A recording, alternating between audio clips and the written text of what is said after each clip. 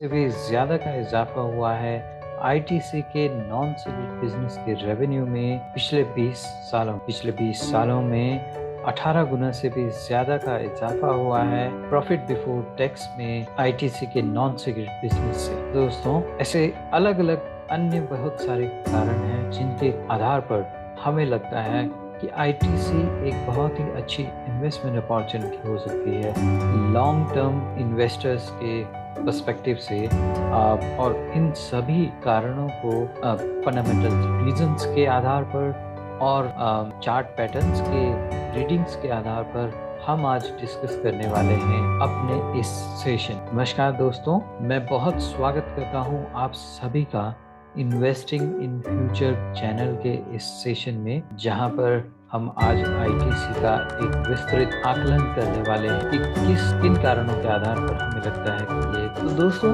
ITC जो कि traditionally एक टोबैको कंपनी के रूप में जानी जाती थी, आज की डेट में इसने अपने बिजनेस को बहुत बड़े पैमाने में डाइवर्सिफाई कर टोबैको, क्योंकि कर्क रोग से काफी बार लिंक किया गया है भारत सरकार के द्वारा टोबैको कंपनीज पे डिफरेंट पॉइंट ऑफ टाइम में अलग अलग प्रकार के नियंत्रण वाले कानून प्रावधान लगाए, टैक्सेस लगाए गए, और इनके चलते इस सोच में कि फ्यूचर में टोबैको बिजनेस के ऊपर कई प्रकार के कंट्रोल आ सकते हैं, बिजनेस को और उसके इन्वेस्टर्स को हानि ना हो, इस सोच आईटीसी पिछले 20-25 सालों में खास करके मिस्टर देवेश्वर की लीडरशिप ऐसे बहुत सारे इन्होंने इनिशिएटिव्स लिए हैं जिसके अंतर्गत ये बिजनेस को लगातार डाइवर्सिफाई करते चले। इस समय में आईटीसी न केवल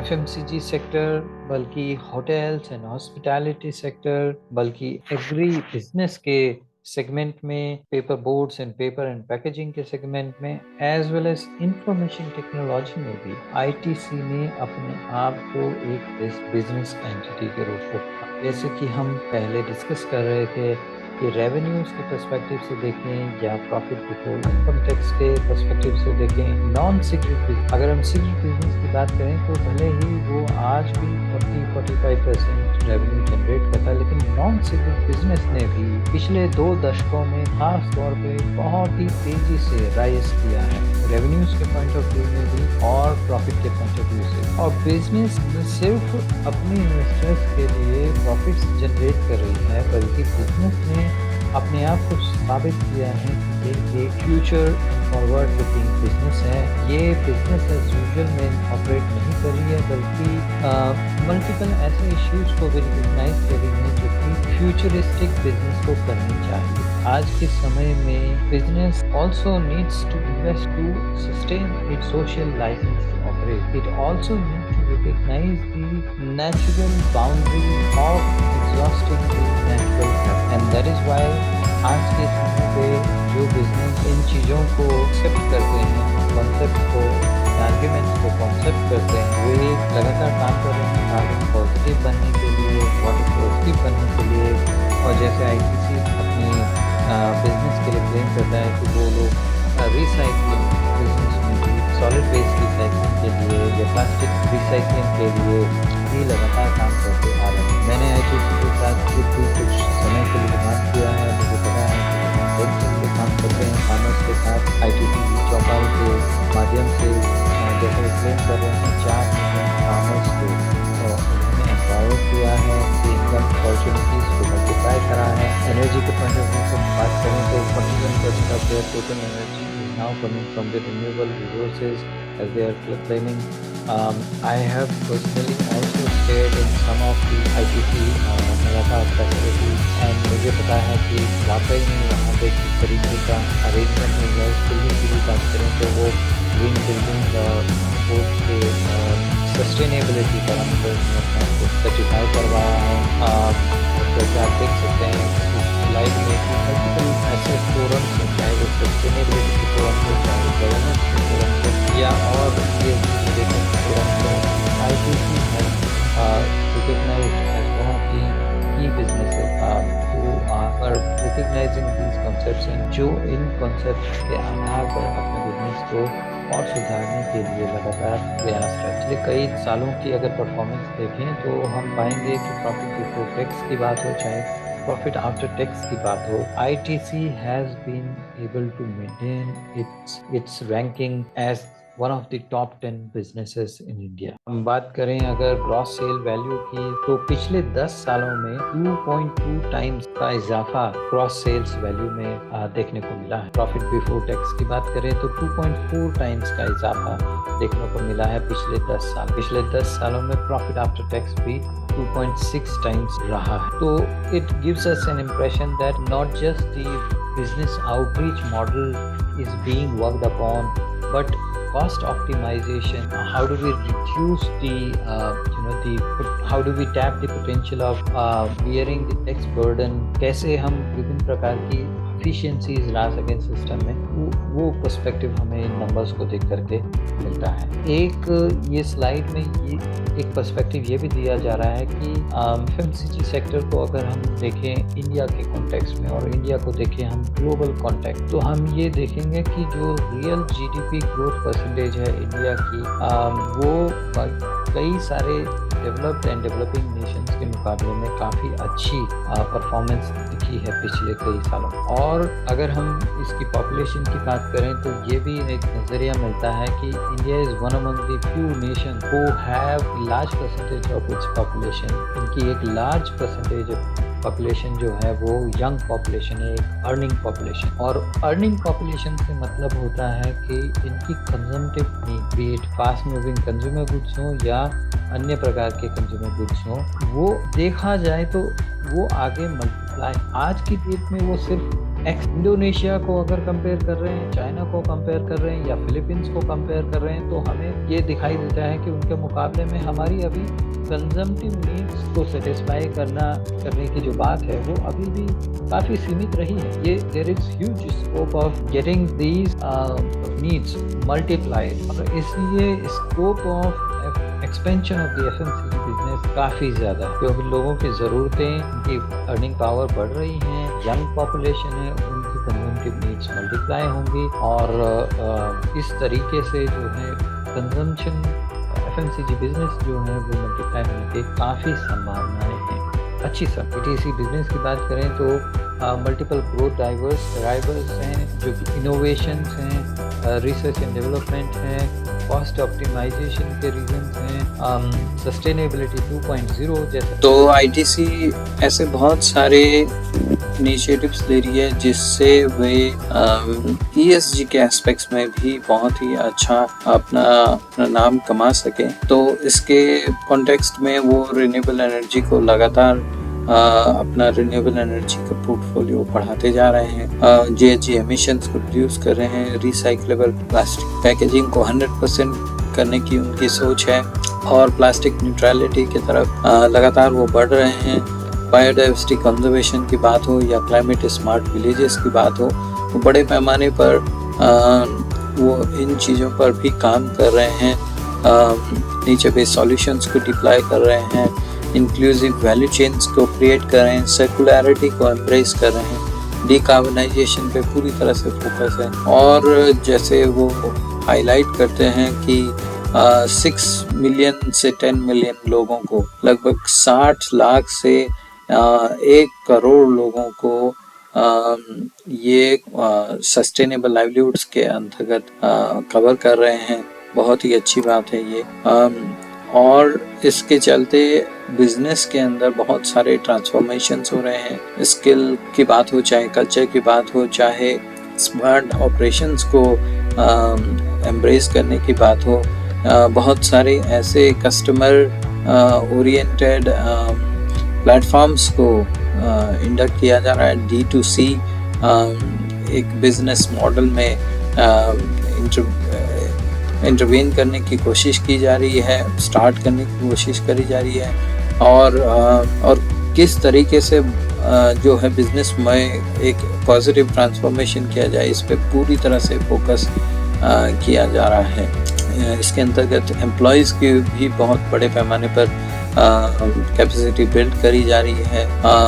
ऐसे डिस्ट्रीब्यूटरशिप जो चैनल है उसमें भी बहुत तरीके के कोलैबोरेशंस, बिजनेस कॉम्बिनेशंस को लाने की बात हो रही है, और ज़्यादा से ज़्यादा ये कोशिश करी जा रही है कि जो सप्लाई चेन है या जो डिस्ट्रीब्यूशन चैनल है उसमें एग्जिलिटी आए, इनोवेशन आए, और जो भी ब्रांड्स के ऊपर काम किया जा रहा है वो पर्पस लेड ब्रांड्स हों, यानी कि वैल्यू क्रिएशन जो बोला जाता है कि कंपनीज को अपने बिजनेस में ज़्यादा से ज़्यादा ध्यान ये रखना चाहिए कि वैल्यू क्रिएशन हो रही हो, ताकि वो futuristic natural capital evaluative markets में अपने आप को ठीक से पोजीशन कर सकें। तो इस चीज़ पर पूरी तरह से काम किया जा रहा है।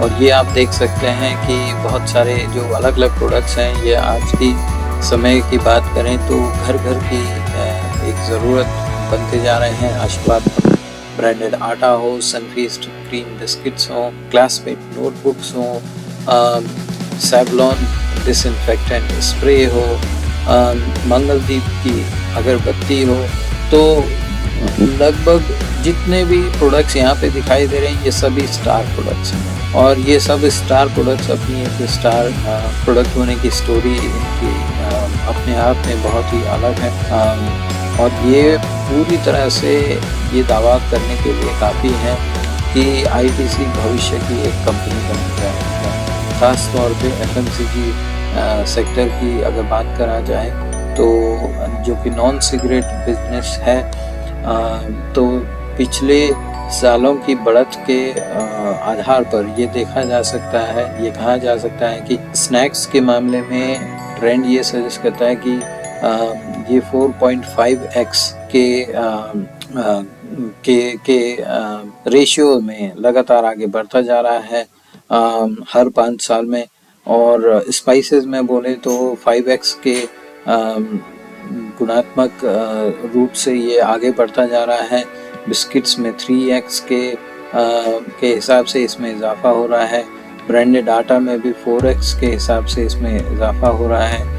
तो लगभग बहुत सारे जितने भी एफएमसीजी प्रोडक्ट्स हैं ये बड़े तेज़ी से आगे बढ़ते जा रहे हैं। मार्केट में जो है इनका शेयर बढ़ता जा रहा है, और इस तरीके से ये देखने के लिए काफ़ी है, कहने के लिए कि एक विनिंग एमर्जिंग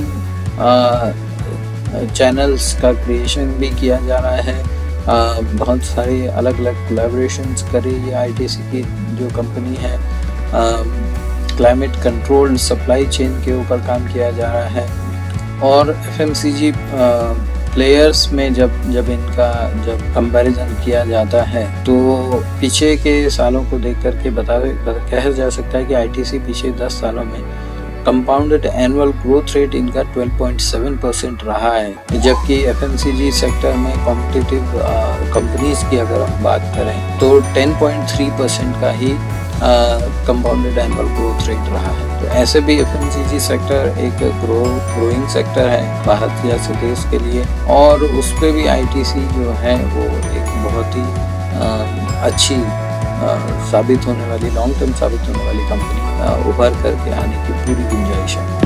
ये कुछ फाइनेंशियल यहाँ पर शेयर करे गए हैं। अगर इब्टा की बात करें तो 44% से ज़्यादा रहा है पीछे के साल में, और अगर जो हम इसकी बात करें, मार्जिन्स की बात करें, तो भी मार्जिन्स में हमें दिखाई दे रहा है कि ग्रीन लाइन शो कर रही है। मार्जिन्स भी लगातार आगे की तरफ इशारा कर रहे हैं, बढ़त का इशारा कर रहे हैं। वैल्यू चेन में भी हम देखते हैं कि ये लगातार अपनी वैल्यू क्रिएशन करती जा रही है। मार्जिन परसेंटेजेस जिससे हाई ऊपर की तरफ जाने की पूरी गुंजाइश है। बहुत सारे जो फोकस एरिया जो है एग्री बिजनेस का, वो ऐसी चीज़ें, ऐसे प्रोडक्ट्स पे है जो कि ज़रूरत की प्रोडक्ट्स हैं, जिसके लिए प्राइसेस चाहे जो भी हों लेकिन कंज्यूमर्स उनके लिए ना नहीं कर पाएगा। तो बेसिक नीड्स में कन्वर्ट होते जा रहे हैं ये सभी प्रोडक्ट्स। और ये प्रोडक्ट्स एक बार फिर से देख करके आप इसमें कोई ज़्यादा एक्सप्लेन करने की ज़रूरत नहीं है। ये सभी जो है हेल्थ एंड हाइजीन की वॉश की, होम केयर की, ऐसे डिफरेंट प्रोडक्ट्स हैं जो कि हर घर में आज के समय में मिल रहे हैं। और हमने पहले भी देखा, ग्रॉस सेल वैल्यू की बात हो या प्रॉफिट बिफोर टैक्स की बात हो, चाहे आफ्टर टैक्स की बात हो, हर जगह पे आईटीसी का प्रदर्शन पिछले 10 सालों में बहुत ही अच्छा रहा है। और बहुत ही क्लियरली ये चीज़ समझी जा सकती है कि खास तौर पे एफएमसीजी सेक्टर में आईटीसी की परफॉर्मेंस आगे भी बहुत ही अच्छी रहने वाली है। बीच में ये भी सुनाई पड़ रहा था कि हो सकता है कि आईटीसी अपने बिजनेसेस को अलग अलग स्प्लिट करके आईटीसी एफएमसीजी का एक अलग स्टॉक होगा, आईटीसी होटल इंडस्ट्री का एक अलग स्टॉक हो सकता है।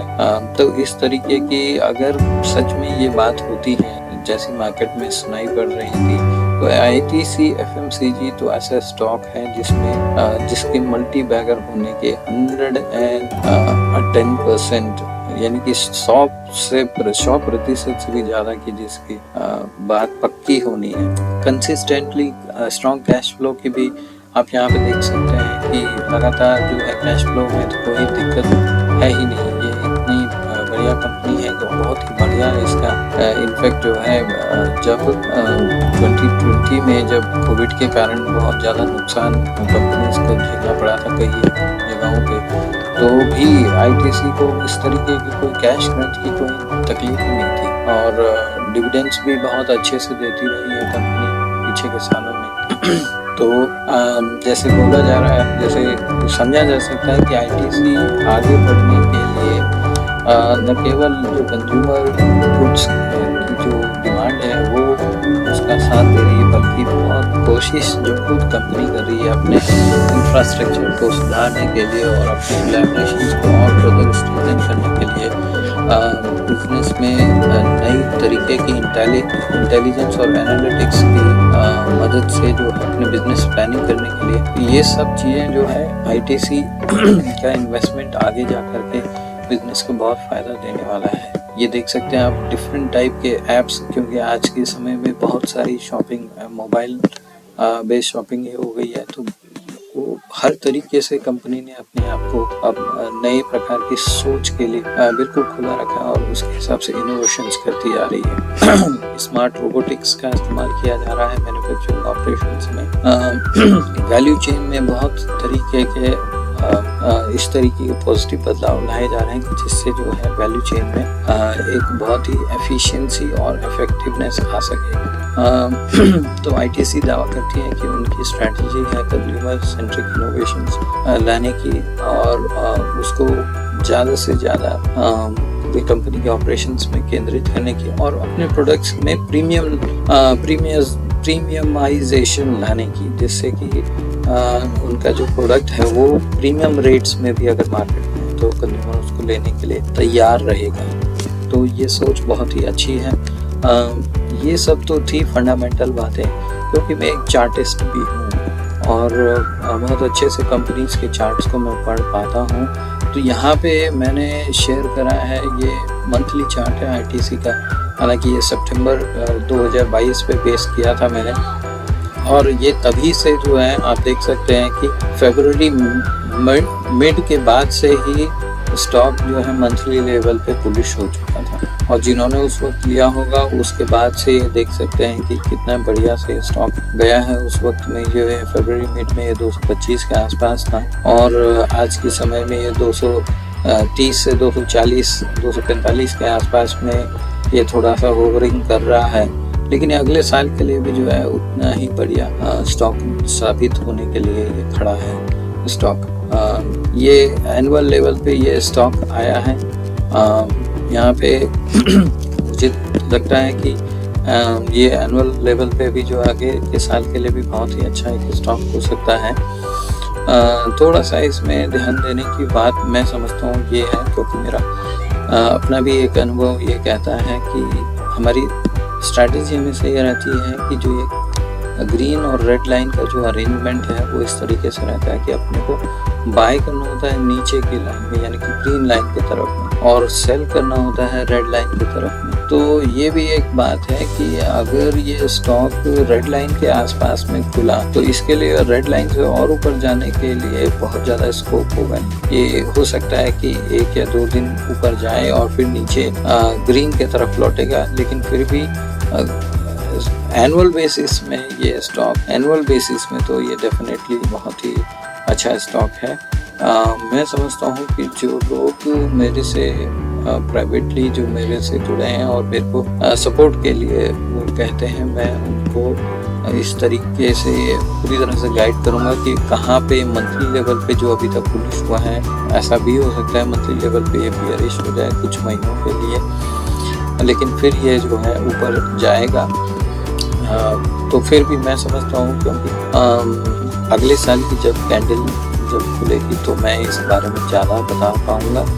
और जो लोग इसमें मेरी किसी भी प्रकार से मदद चाहते हैं वो मुझे ज़रूर मेरी ईमेल पे लिखें, तो मैं उनकी ज़रूर मदद करना चाहूँगा।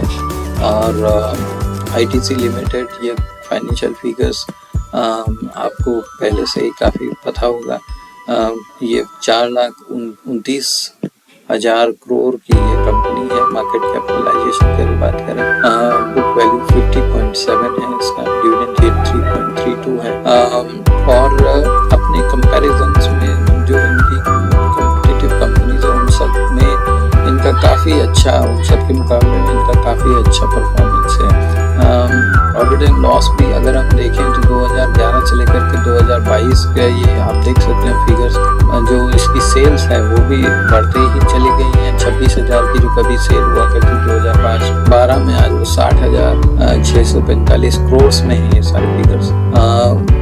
इनकी सेल्स हो चुकी है। प्रॉफिट, ऑपरेटिंग प्रॉफिट की अगर बात करें तो जो 7,716 था 2011 करोड़ में, वो आज 20,623 करोड़ हो चुका है मात्र 10 सालों में, यानी कि डबल से भी ज़्यादा, बल्कि ट्रिपल के आसपास पहुंचने के एक कगार पे था। तो उस तरीके से देखा जाए तो टैक्स में 32% की जो कभी टैक्स हुआ करता था वो 25% टैक्स एफिशिएंसी भी आ रही है। और डिविडेंड पे आउट्स जो हैं, देखिए 69% दिया था, 56%, 55% ऐसे देते आज 93% का डिविडेंड पे आउट परसेंटेज। तो ये बहुत ही अच्छी बात है कि कंज्यूमर फ्रेंडली और इन्वेस्टमेंट फ्रेंडली भी ये कंपनी है। और शेयर होल्डिंग पैटर्न्स में देखें तो जो FIIs का परसेंटेज है वो बढ़ा है, DIIs का परसेंटेज उतना या हल्का सा बढ़ा है, पब्लिक का परसेंटेज थोड़ा सा घटा है। तो मेरे हिसाब से तो जो है इसमें आपको इन्वेस्ट करने की ज़रूरत है। और मैं आपसे फिर से एक बार रिक्वेस्ट करना चाहूँगा क्योंकि ये सब एनालिसिस करने में काफ़ी मेहनत करता हूँ। तो यदि आपको मेरी इस नॉलेज से बेनिफिट उठाने की आपकी आकांक्षा हो तो मुझे ज़रूर लिखें, ईमेल करें मुझे, और मैं आपको मदद करने के लिए बिल्कुल मुझे बहुत ही हर्ष होगा। आप प्लीज़ मुझे लिखें, मेरा हौसला भी बढ़ाने के लिए प्लीज़ मेरे वीडियो में कमेंट करें। Thank you. तो ITC ऐसे बहुत सारे इनिशिएटिव्स ले रही है जिससे वे ESG के एस्पेक्ट्स में भी बहुत ही अच्छा अपना नाम कमा सके। तो इसके कॉन्टेक्स्ट में वो रिन्यूएबल एनर्जी को लगातार अपना रिन्यूएबल एनर्जी का पोर्टफोलियो बढ़ाते जा रहे हैं। GHG एमिशंस को रिड्यूस कर रहे हैं। रिसाइक्लेबल प्लास्टिक पैकेजिंग को 100% करने की उनकी सोच है और प्लास्टिक न्यूट्रलिटी की तरफ लगातार वो बढ़ रहे हैं। बायोडाइवर्सिटी कंजर्वेशन की बात हो या क्लाइमेट स्मार्ट विलेजेस की बात हो, तो बड़े पैमाने पर वो इन चीज़ों पर भी काम कर रहे हैं। नीचे बेस्ड सॉल्यूशंस को डिप्लॉय कर रहे हैं, इंक्लूसिव वैल्यू चेन्स को क्रिएट कर रहे हैं, सर्कुलरिटी को एम्ब्रेस कर रहे हैं, डिकार्बनाइजेशन पे पूरी तरह से कर रहे हैं। और जैसे वो हाईलाइट करते हैं कि 6 मिलियन से 10 मिलियन लोगों को, लगभग 60 लाख से 1 करोड़ लोगों को ये सस्टेनेबल लाइवलीहुड्स के अंतर्गत कवर कर रहे हैं। बहुत ही अच्छी बात है ये। और इसके चलते बिजनेस के अंदर बहुत सारे ट्रांसफॉर्मेशंस हो रहे हैं। स्किल की बात हो, चाहे कल्चर की बात हो, चाहे स्मार्ट ऑपरेशंस को एम्ब्रेस करने की बात हो, बहुत सारे ऐसे कस्टमर ओरिएंटेड प्लेटफॉर्म्स को इंडक्ट किया जा रहा है। D2C एक बिजनेस मॉडल में इंटरवेन करने की कोशिश की जा रही है, स्टार्ट करने की कोशिश करी जा रही है, और किस तरीके से जो है बिजनेस में एक पॉजिटिव ट्रांसफॉर्मेशन किया जाए, इस पे पूरी तरह से फोकस किया जा रहा है।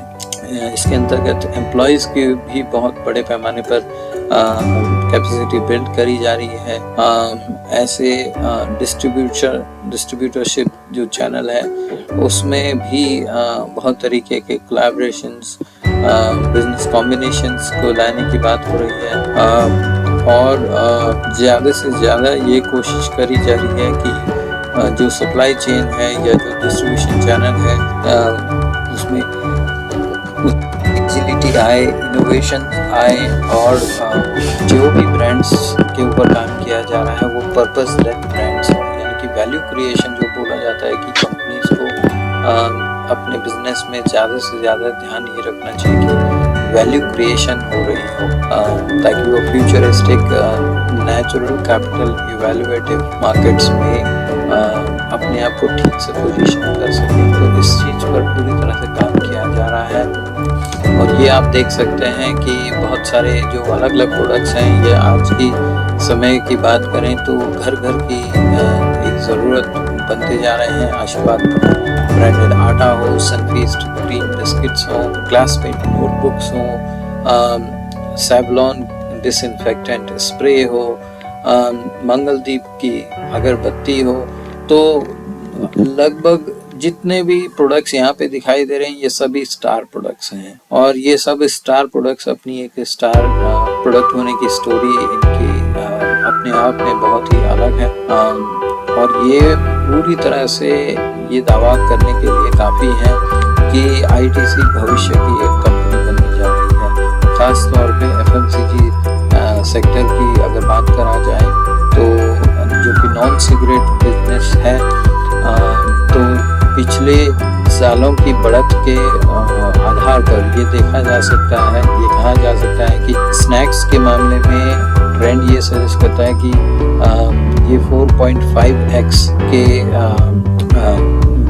के रेशियो में लगातार आगे बढ़ता जा रहा है हर 5 साल में, और स्पाइसेस में बोले तो 5x के गुणात्मक रूप से ये आगे बढ़ता जा रहा है। बिस्किट्स में 3x के हिसाब से इसमें इजाफा हो रहा है। ब्रांडेड आटा में भी 4x के हिसाब से इसमें इजाफा हो रहा है। तो लगभग बहुत सारे जितने भी ये FMCG प्रोडक्ट्स हैं ये बड़े तेज़ी से आगे बढ़ते जा रहे हैं, मार्केट में जो है इनका शेयर बढ़ता जा रहा है, और इस तरीके से ये देखने के लिए काफ़ी है कहने के लिए कि एक विनिंग एमर्जिंग चैनल्स का क्रिएशन भी किया जा रहा है। बहुत सारे अलग अलग कोलैबोरेशंस कर रही है ITC की जो कंपनी है। क्लाइमेट कंट्रोल सप्लाई चेन के ऊपर काम किया जा रहा है, और FMCG प्लेयर्स में जब इनका कंपैरिजन किया जाता है तो पीछे के सालों को देख करके कहा जा सकता है कि ITC पीछे 10 सालों में कंपाउंडेड एनुअल ग्रोथ रेट इनका 12.7% रहा है, जबकि FMCG सेक्टर में कॉम्पिटिटिव कंपनीज की अगर हम बात करें तो 10.3% का ही कंपाउंडेड एनुअल ग्रोथ रेट रहा है। तो ऐसे भी FMCG सेक्टर एक ग्रोइंग सेक्टर है भारत जैसे देश के लिए, और उस पर भी ITC जो है वो एक बहुत ही अच्छी साबित होने वाली, लॉन्ग टर्म साबित होने वाली कंपनी उभर करके आने की पूरी गुंजाइश है। ये कुछ फाइनेंशियल यहाँ पर शेयर करे गए हैं। अगर EBITDA की बात करें तो 44% से ज़्यादा रहा है पीछे के साल में, और अगर जो हम इसकी बात करें, मार्जिन्स की बात करें तो की मार्जिन्स में हमें दिखाई दे रहा है कि ग्रीन लाइन शो कर रही है, मार्जिन्स भी लगातार आगे की तरफ इशारा कर रहे हैं, बढ़त का इशारा कर रहे हैं। वैल्यू चेन में भी हम देखते हैं कि ये लगातार अपनी वैल्यू क्रिएशन करती जा रही है, मार्जिन परसेंटेजेस जिससे हाई ऊपर की तरफ जाने की पूरी गुंजाइश है। बहुत सारे जो फोकस एरिया जो है एग्री बिजनेस का, वो ऐसी चीज़ें, ऐसे प्रोडक्ट्स पे है जो कि ज़रूरत उसके लिए प्राइसेस चाहे जो भी हों, लेकिन कंज्यूमर्स उनके लिए ना नहीं कर पाएगा। तो बेसिक नीड्स में कन्वर्ट होते जा रहे हैं ये सभी प्रोडक्ट्स। और ये प्रोडक्ट्स एक बार फिर से देख करके आप इसमें कोई ज़्यादा एक्सप्लेन करने की मुझे ज़रूरत नहीं है। ये सभी जो है हेल्थ एंड हाइजीन की, पर्सनल वॉश की, होम केयर की, ऐसे डिफरेंट प्रोडक्ट्स हैं जो कि हर घर में आज के समय में मिल रहे हैं। हमने पहले भी देखा, ग्रॉस सेल वैल्यू की बात हो या प्रॉफिट बिफोर टैक्स की बात हो, चाहे आफ्टर टैक्स की बात हो, हर जगह पे आईटीसी का प्रदर्शन पिछले 10 सालों में बहुत ही अच्छा रहा है। और बहुत ही क्लियरली ये चीज़ समझी जा सकती है कि खास तौर पे एफएमसीजी सेक्टर में आईटीसी की परफॉर्मेंस आगे भी बहुत ही अच्छी रहने वाली है। बीच में ये भी सुनाई पड़ रहा था कि हो सकता है कि आईटीसी अपने बिजनेसेस को अलग अलग स्प्लिट करके आईटीसी एफएमसीजी का एक अलग स्टॉक होगा, आईटीसी होटल इंडस्ट्री का एक अलग स्टॉक हो सकता है। तो इस तरीके की अगर सच में ये बात होती है जैसी मार्केट में सुनाई पड़ रही थी, तो आईटीसी एफएमसीजी तो ऐसा स्टॉक है जिसमें जिसके मल्टी बैगर होने के 110% यानी कि 100% से भी ज़्यादा की जिसकी बात पक्की होनी है। कंसिस्टेंटली स्ट्रॉन्ग कैश फ्लो की भी आप यहाँ पे देख सकते हैं कि लगातार जो है कैश फ्लो में तो कोई दिक्कत है ही नहीं। ये इतनी बढ़िया कंपनी है तो बहुत ही बढ़िया इसका इनफैक्ट जो है जब 2020 में जब कोविड के कारण बहुत ज़्यादा नुकसान कंपनीज को झेलना पड़ा था कई जगहों पे, तो भी आईटीसी को इस तरीके की कोई कैश ग्रोथ की कोई तकलीफ नहीं थी और डिविडेंड्स भी बहुत अच्छे से देती रही है कंपनी पीछे के सालों में। तो जैसे बोला जा रहा है, जैसे समझा जा सकता है कि आईटीसी आगे बढ़ने के लिए न केवल जो कंज्यूमर गुड्स की जो डिमांड है वो उसका साथ दे रही है, बल्कि बहुत कोशिश जो खुद कंपनी कर रही है अपने इंफ्रास्ट्रक्चर को सुधारने के लिए और अपनी कोलैबोरेशंस को और फर्दर स्ट्रेंथन करने के लिए बिजनेस में नई तरीके की इंटेलिजेंस और एनालिटिक्स की मदद से जो है अपने बिजनेस प्लानिंग करने के लिए ये सब चीज़ें जो है आईटीसी का इन्वेस्टमेंट आगे जा करके बिजनेस को बहुत फायदा देने वाला है। ये देख सकते हैं आप डिफरेंट टाइप के ऐप्स, क्योंकि आज के समय में बहुत सारी शॉपिंग मोबाइल बेस्ड शॉपिंग हो गई है, तो हर तरीके से कंपनी ने अपने आप को अब नए प्रकार की सोच के लिए बिल्कुल खुला रखा और उसके हिसाब से इनोवेशंस करती जा रही है। स्मार्ट रोबोटिक्स का इस्तेमाल किया जा रहा है मैन्युफैक्चरिंग ऑपरेशंस में।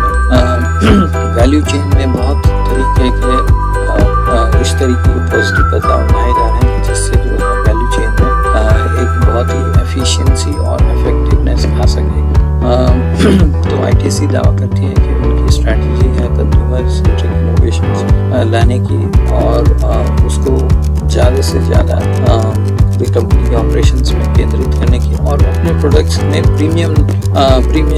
प्रीमियमाइजेशन लाने की, जिससे कि उनका जो प्रोडक्ट है वो प्रीमियम रेट्स में भी अगर मार्केट में तो उसको लेने के लिए तैयार रहेगा। तो ये सोच बहुत ही अच्छी है। ये सब तो थी फंडामेंटल बातें, क्योंकि मैं एक चार्टिस्ट भी हूँ और बहुत अच्छे से कंपनीज के चार्ट्स को मैं पढ़ पाता हूँ।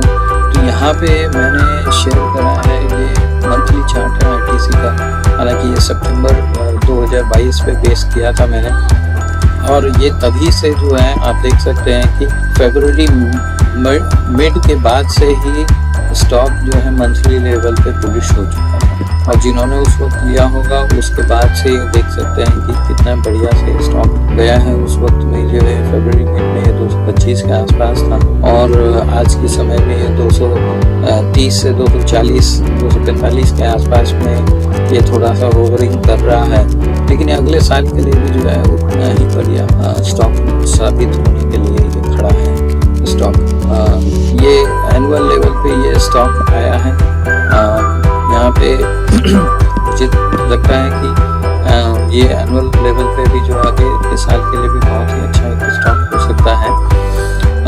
थोड़ा सा इसमें ध्यान देने की बात मैं समझता हूँ कि है, क्योंकि मेरा अपना भी एक अनुभव ये कहता है कि हमारी स्ट्रैटेजी में से ये रहती है कि जो ग्रीन और रेड लाइन का जो अरेंजमेंट है वो इस तरीके से रहता है कि अपने को बाय करना होता है नीचे की लाइन पे यानी ग्रीन लाइन की तरफ और सेल करना होता है रेड लाइन की तरफ।